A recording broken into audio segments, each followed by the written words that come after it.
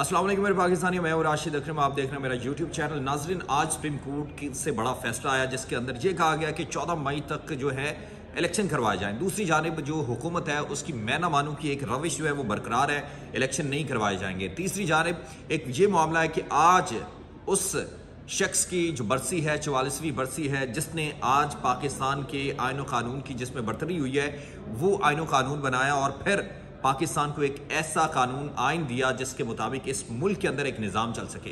लेकिन दूसरी जानिब इस वक्त इत्तेहादी टोला एक बिल्कुल वाज़े तरीके से ये कहने पर मजबूर है कि वो इस आइन को नहीं मानते, उस सुप्रीम कोर्ट को नहीं मानते जिसने ये फैसला दिया, क्योंकि जब उनके खिलाफ सो मोटो आता है तो वो अदालतों पर हमले करते हैं, और जब उनके खिलाफ आता है तो वो किसी मोजज़े की, यानी कि किसी 2 नंबर मोजज़े की तलाश में रहते हैं कि कोई ऐसा मोजज़ा हो जिससे हमारी चोरी चकारी बच जाए। लेकिन अनफॉर्चुनेटली उनको इस वक्त याद नहीं होगा, ये 1997 नहीं है जब अदालतों पर चढ़ाई की जाती थी तो आवाम को पता नहीं चलता था और इन अखबारों की शह सुर्खियों में वही बात लिखवाई जाती थी जो वो लिखवाना चाहते थे, जो उनकी मनपसंद की होती थी। वही साफ़ी होते थे जो उनकी मर्जी की बात करते थे। अब वही टीवी चैनल्स, उस वक्त तो खैर टीवी चैनल नहीं थे, लेकिन वही लोग होते थे जो सिर्फ उनकी बात करते थे। लेकिन आज पाकिस्तान के अंदर जो आइन और कानून की सूरत हाल नज़र आ रही है वो इंतहाई अफसोसनाक है।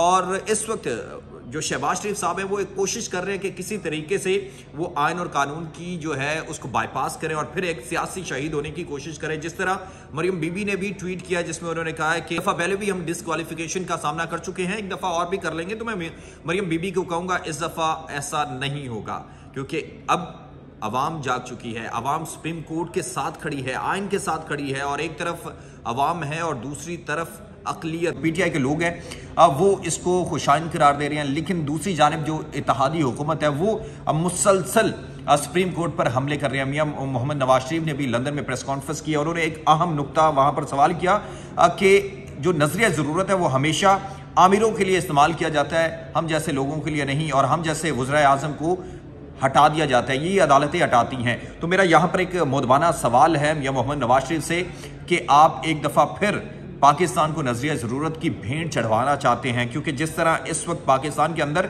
हमारी और यानी कि एक पाकिस्तानी की जो जान की कीमत है वो एक आटे का थैला है। बाप सुबह निकलता है आटे का थैला लेने के लिए और सुबह से लेकर शाम तक वो लाइन में लगा रहता है ताकि उसको आटे का थैला मिल जाए, लेकिन वो उसको आटे का थैला नहीं मिलता। वो शर्मिंदा होकर अपने घर जाते हैं और बच्चों को कहते हैं कि मुझे आटे का थैला नहीं मिला। लेकिन और दूसरी जानिब बसा औकात ऐसी जगह हैं जहां पर पाकिस्तानियों की लाशें गिरी हैं।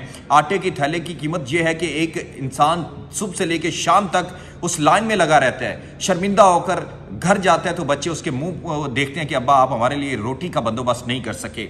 दूसरी जानिब बाप सुबह से लगता है लाइन में और शाम तक आटे का थैला तो घर नहीं जाता, उसकी लाश चली जाती है।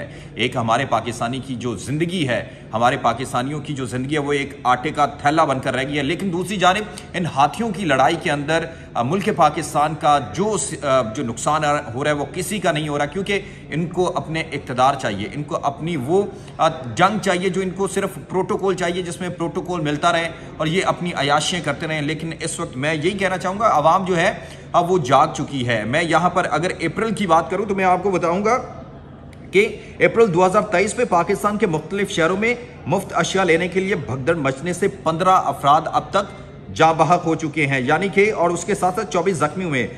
कराची के अंदर 12 लोग, 2 बच्चों समेत 12 लोग जो हैं जो ज़कात लेने के लिए अपनी जान की बाजी हार चुके हैं। मुतअद्दिद ऐसी जगह हैं जहां पर पाकिस्तानी सिर्फ आटे का थैला लेने के लिए लाइन में लगे रहते हैं सुबह से शाम तक, लेकिन उनको आटे का थैला नहीं मिलता, उनकी आटे का थैला उनके घर नहीं जाता, उनकी लाश ज़रूर उनके घर चली जाती है।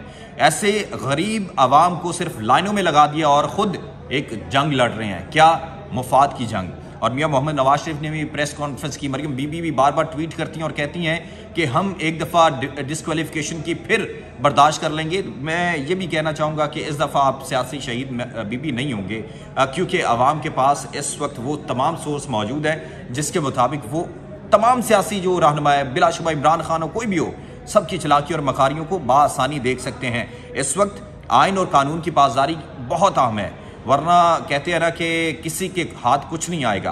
पाकिस्तान तो रहेगा लेकिन आप लोग नहीं रहेंगे, आप लोगों की सियासत नहीं रहेगी। पाकिस्तान है तो आपकी सियासत है। कहते हैं ना कि जो जंजीरें बांध कर भी ड्रग्स किया जा सकता है तो आपको इंतखाबात में जाना चाहिए। آئین کو بائی پاس نہیں کرنا چاہیے، کیونکہ یہ آئین جو بنا ہے یہ دوبارہ نہیں بن سکتا، نہ دوبارہ سے کوئی ایسا لیڈر آئے گا جو اس آئین کو بنائے۔ ضروری یہ ہے کہ مفاہمت کریں، ایک جگہ پہ بیٹھیں اور ملک پاکستان کا سوچیں۔ اللہ حافظ ناصر۔